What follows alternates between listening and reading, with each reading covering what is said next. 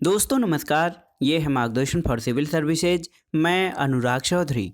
दोस्तों यूपीपीसीएस प्रारंभिक परीक्षा महत्वपूर्ण प्रश्नों के टेस्ट श्रृंखला में हम सॉल्व करेंगे सामान्य अध्ययन के महत्वपूर्ण खंड, सामान्य विज्ञान के महत्वपूर्ण प्रश्नों का अभ्यास सेट।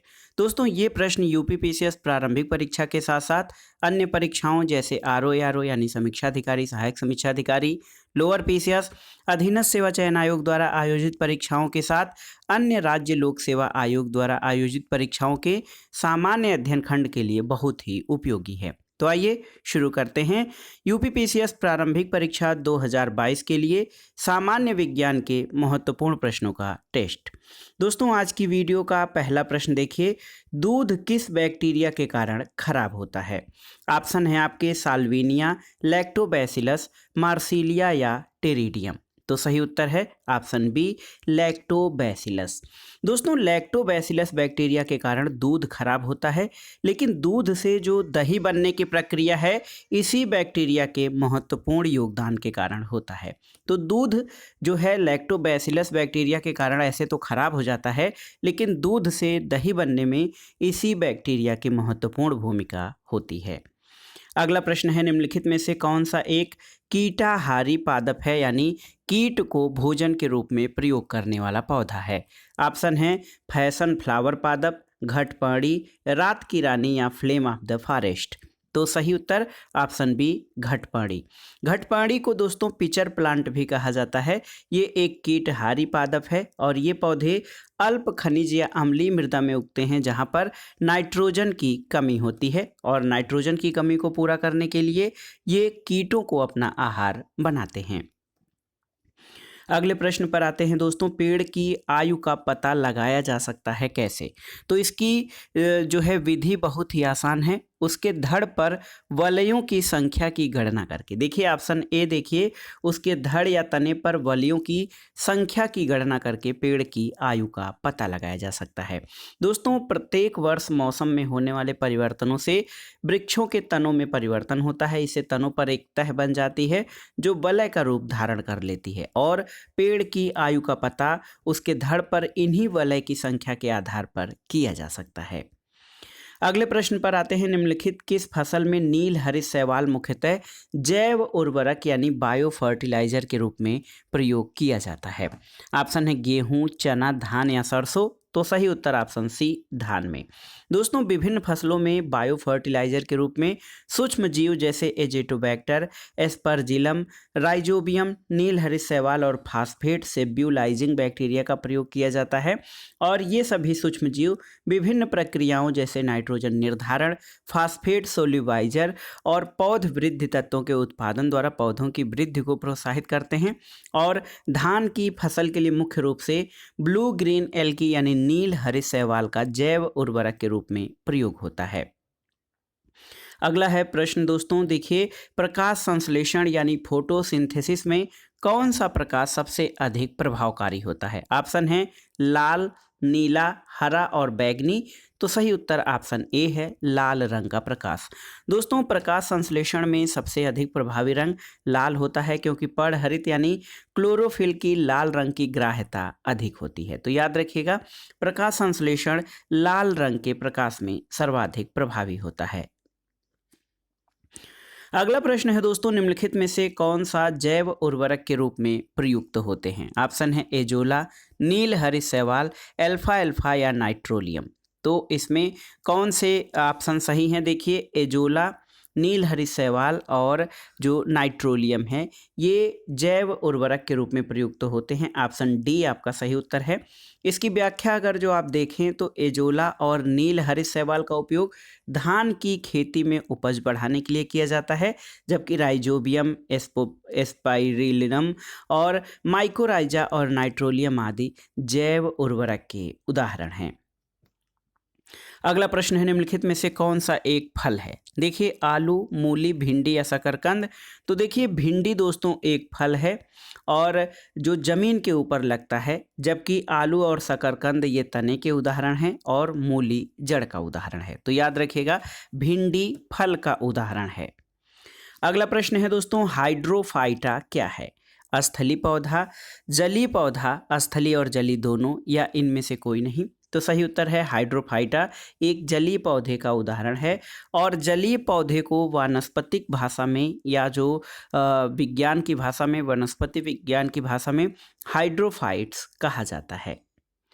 अगला प्रश्न है दोस्तों, जीवन चक्र की दृष्टि से पौधे का सबसे महत्वपूर्ण अंग कौन सा है, आपको बताना है। ऑप्शन है पुष्प, पत्ती, तना या जड़। तो सही उत्तर है ऑप्शन ए पुष्प। पुष्प यानी फूल दोस्तों, पुष्प प्रजनन का कार्य करता है और फल और बीज उत्पन्न करने के लिए उत्तरदायी है, इसलिए ये जीवन चक्र के लिए सबसे महत्वपूर्ण अंग है पौधे का। अगला प्रश्न है, प्रकाश संश्लेषण में पौधे द्वारा निम्न में कौन सी गैस उपयोग की जाती है। अमोनिया, कार्बन डाइऑक्साइड, क्लोरीन या सल्फर डाइऑक्साइड। तो सही उत्तर ऑप्शन बी है कार्बन डाइऑक्साइड। दोस्तों, जब आप प्रकाश संश्लेषण के बारे में पढ़ते हैं तो आप जानते हैं पौधों में जल, प्रकाश, पर्णहरित और कार्बन डाइऑक्साइड की उपस्थिति में कार्बोहाइड्रेट के निर्माण प्रक्रिया को प्रकाश संश्लेषण कहा जाता है। और प्रकाश संश्लेषण में पौधों द्वारा कार्बन डाइऑक्साइड का उपयोग किया जाता है और जब ये प्रक्रिया पूरी हो जाती है तो इसमें जल और ऑक्सीजन जो है निःसृत होते हैं। अगला प्रश्न है, अधिकांश कीट कैसे श्वसन करते हैं, आपको बताना है। ऑप्शन है वातक तंत्र में, कोशिका तंत्र से, त्वचीय तंत्र से या इनमें से कोई नहीं। तो सही उत्तर है ऑप्शन ए वातक तंत्र से यानी ट्रैकियल सिस्टम से। दोस्तों, सभी कीटों में जो इंसेक्ट्स होते हैं उसमें श्वसन के लिए वायु नलियों या ट्रेकी का जाल बिछा होता है, इसे वातक तंत्र कहा जाता है। ये तंत्र बाहरी वायु को ऑक्सीजन ग्रहण कर शरीर के प्रत्येक कोशिकाओं तक पहुंचाने में सहायक होता है और कीटों को आर्थ्रोपोडा संघ में रखा गया है।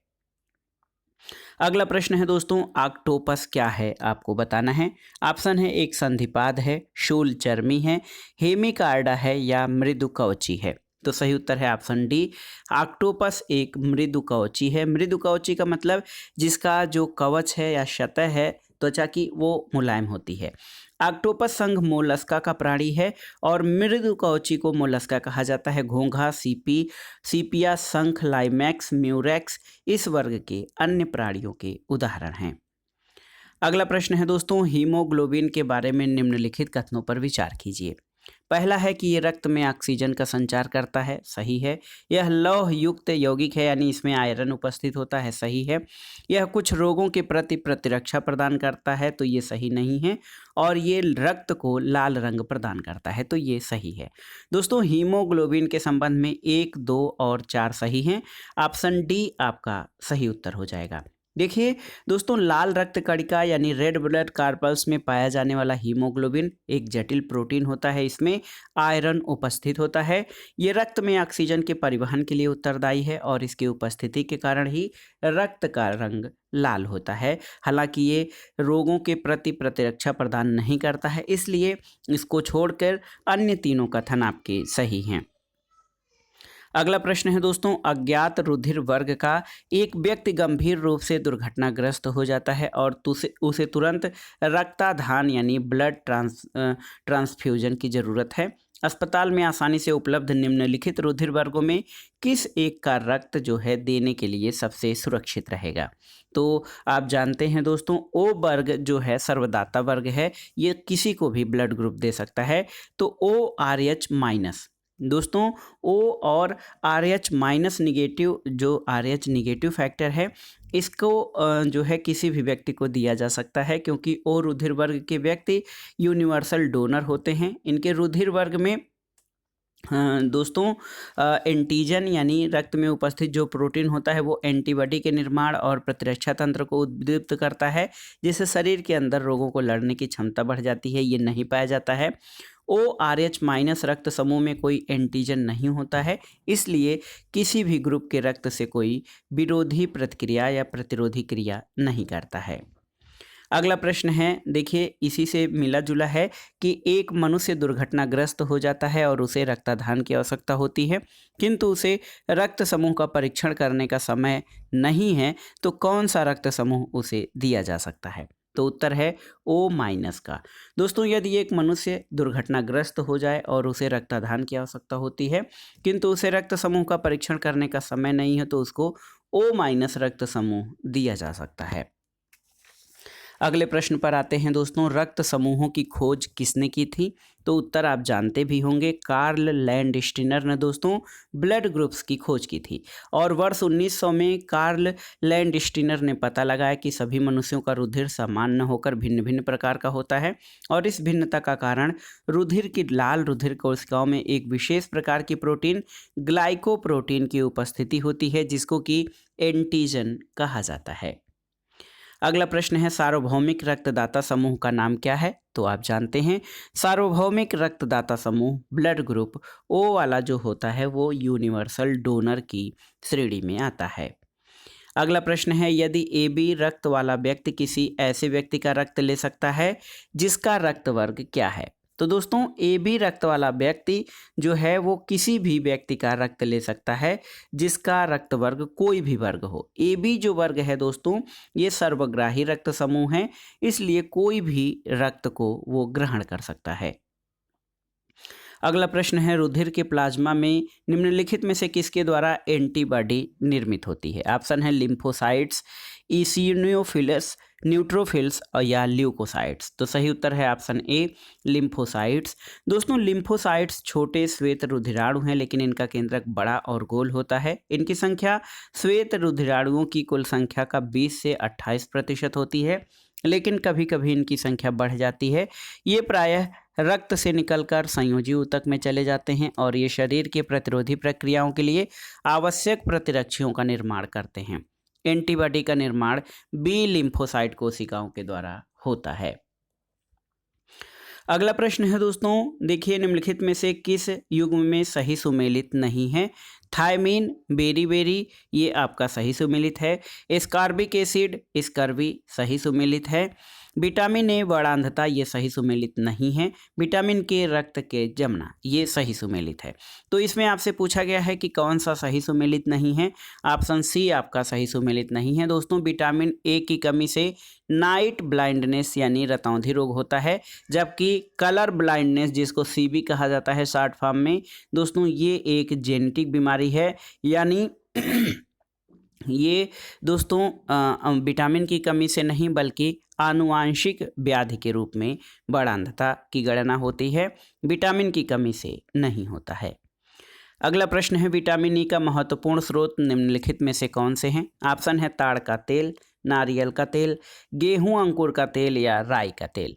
तो सही उत्तर है गेहूं अंकुर का तेल। दोस्तों विटामिन ए का सर्वाधिक महत्वपूर्ण स्रोत गेहूं अंकुर तेल होता है और प्रति 100 ग्राम गेहूं में गेहूं अंकुर तेल में विटामिन ई 150 मिलीग्राम, राई के तेल में 44 मिलीग्राम, ताड़ के तेल में 15 मिलीग्राम और विशुद्ध नारियल के तेल में मात्र 10.2 मिलीग्राम तक विटामिन ई होता है। तो गेहूं अंकुर तेल सबसे महत्वपूर्ण स्रोत है विटामिन ई का। अगला प्रश्न है, निम्नलिखित विटामिनों में से किसमें कोबाल्ट की उपस्थिति होती है? देखिए विटामिन के, विटामिन 12, विटामिन 6 या विटामिन B2। तो सही उत्तर है विटामिन B12। दोस्तों विटामिन B12 में कोबाल्ट पाया जाता है और विटामिन B12 लाल रक्त कणों को परिपक्वता प्रदान करता है। अगले प्रश्न पर आते हैं, किस तत्व की कमी से घोंघा रोग यानी ग्वाइटर हो जाता है? तो आप जानते हैं आयोडीन की कमी से दोस्तों घेंघा रोग होता है और ये रोग गर्दन के निचले भाग में स्थित थायराइड ग्रंथि के बढ़ने से होता है और प्रायः आयोडीन की कमी से होने वाला ये रोग है। तो घेंघा रोग आयोडीन की कमी से होता है। समुद्री नमक और समुद्री खरपतवार में आयोडीन की मात्रा पाई जाती है। अगला प्रश्न है, देखिए लौह का सबसे अधिक अंश पाया जाता है यानी किसमें सबसे अधिक आयरन पाया जाता है? हरी सब्जियों में, दूध में, घी में या मांस में? तो सही उत्तर है ग्रीन वेजिटेबल यानी हरी सब्जियों में। दोस्तों देखा जाए तो लोहांश या लौह तत्व की मात्रा जो है ये मेथी में 16.9%, पुदीना में 15.6%, पालक में 10.5%, तिल में 10.8%, हरी धनिया में 9.8%, चना में 8%, पोहा में 8%, आटा में 5.3% और मूंगफली में 8.5% लोहांश यानी आयरन तत्व की उपस्थिति होती है। तो सबसे अधिक आयरन हरी सब्जियों जैसे मेथी, पालक, चौराई इसमें पाया जाता है। अगला प्रश्न है, सूर्य की किरणों से कौन सा विटामिन प्राप्त होता है? तो आप जानते हैं दोस्तों, सूर्य की किरणें विटामिन डी के लिए उत्तरदायी हैं। विटामिन डी का रासायनिक नाम कैल्सीफेरॉल है और सूर्य की किरणें इसका प्रमुख स्रोत हैं। इसकी कमी से रिकेट्स और ऑस्टियोमैलेशिया नामक रोग होता है, जो कि हड्डियों से संबंधित या हड्डियों की कमजोरी का रोग है।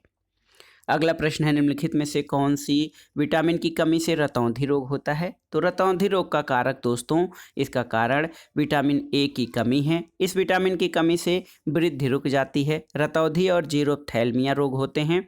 दूध, घी, मक्खन, टमाटर, पीले फल, सब्जियां, मछली का तेल, अंडे की जर्दी, ये सभी विटामिन ए के महत्वपूर्ण स्रोत हैं।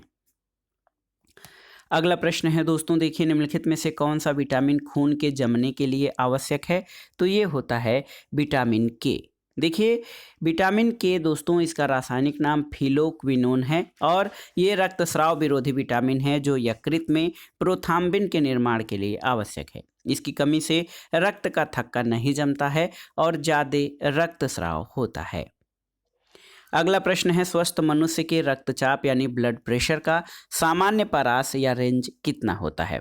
तो उत्तर है 120 मिमी और 80 mm। तो देखिए दोस्तों, सामान्य मनुष्य या स्वस्थ मनुष्य के संकुचन दाब उतना होता है जितना कि 120 मिलीमीटर पारे के स्तंभ द्वारा उत्पन्न होता है। इसके ठीक उल्टा अनुशीतलन दाब यानी डायस्टोलिक प्रेशर वो होता है जो निलय के अनुशीतलन के फलस्वरूप उत्पन्न होता है। तो जब रुधिर आलिंद से निलय में प्रवेश करता है तो ये दाब सामान्यतः 80 मिलीमीटर पारे के दाब द्वारा उत्पन्न दाब के बराबर होता है। तो देखिए बहुत ही महत्वपूर्ण है।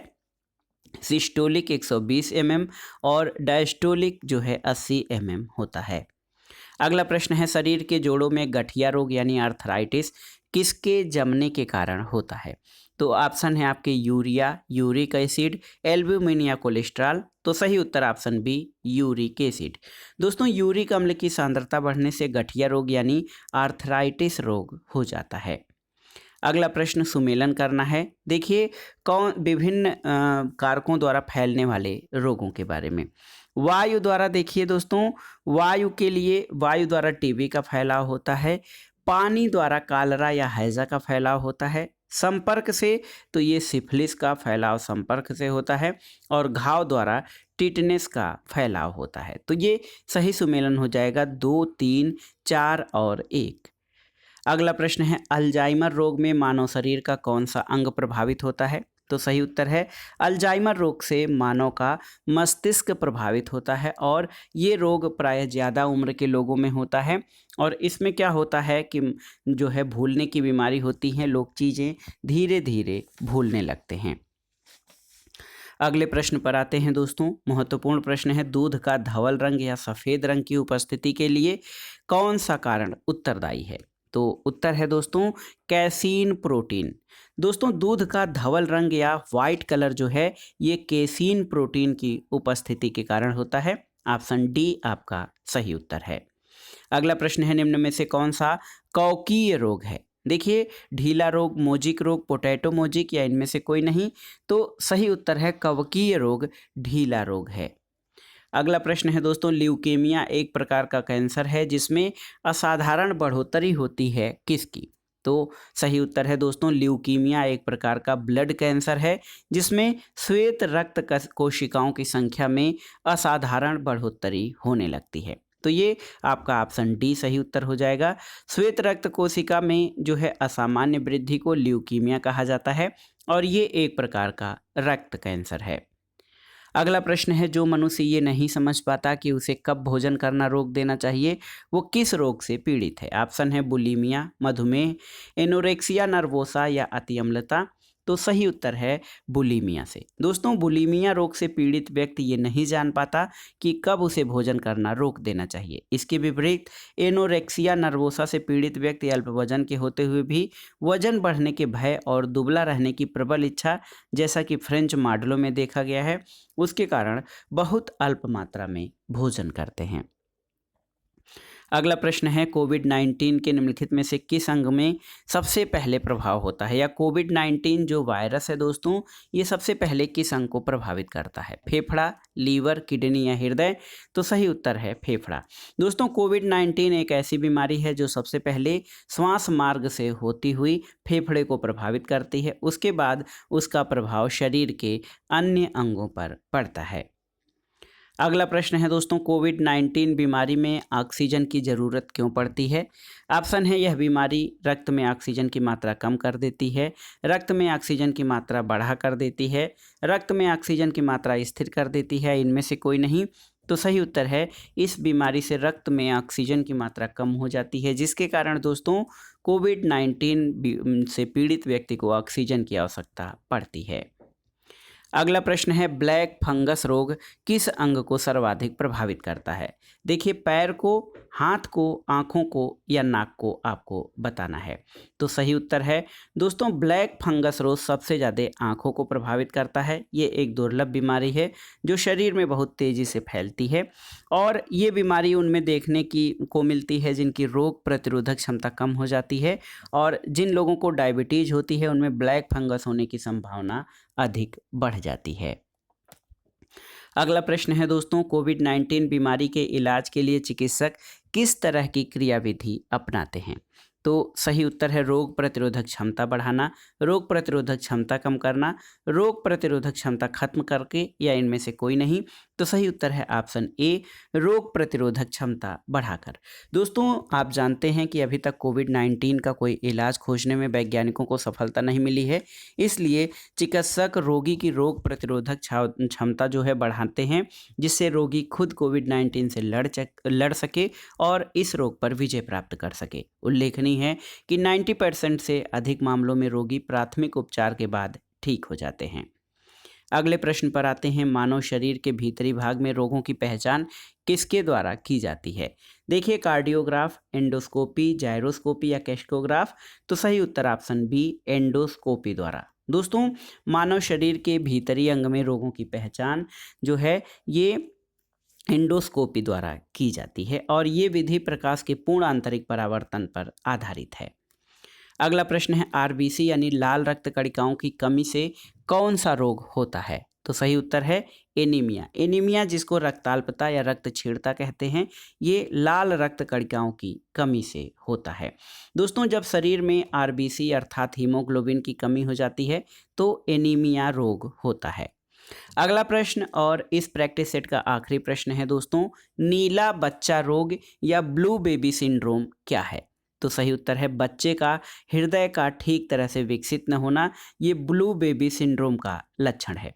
दोस्तों ब्लू बेबी सिंड्रोम बच्चे के पूर्ण रूप से विकसित नहीं होता है, इसमें हृदय यानी हार्ट और शुद्ध और अशुद्ध रक्त मिल जाता है, बच्चे का शरीर नीला पड़ जाता है और ऐसा बच्चा जन्म लेने के बाद तुरंत मर जाता है, और ये रोग शरीर में नाइट्रेट की उपस्थिति के कारण होता है। तो ब्लू बेबी सिंड्रोम का कारण नाइट्रेट की सांद्रता का अधिक होना है।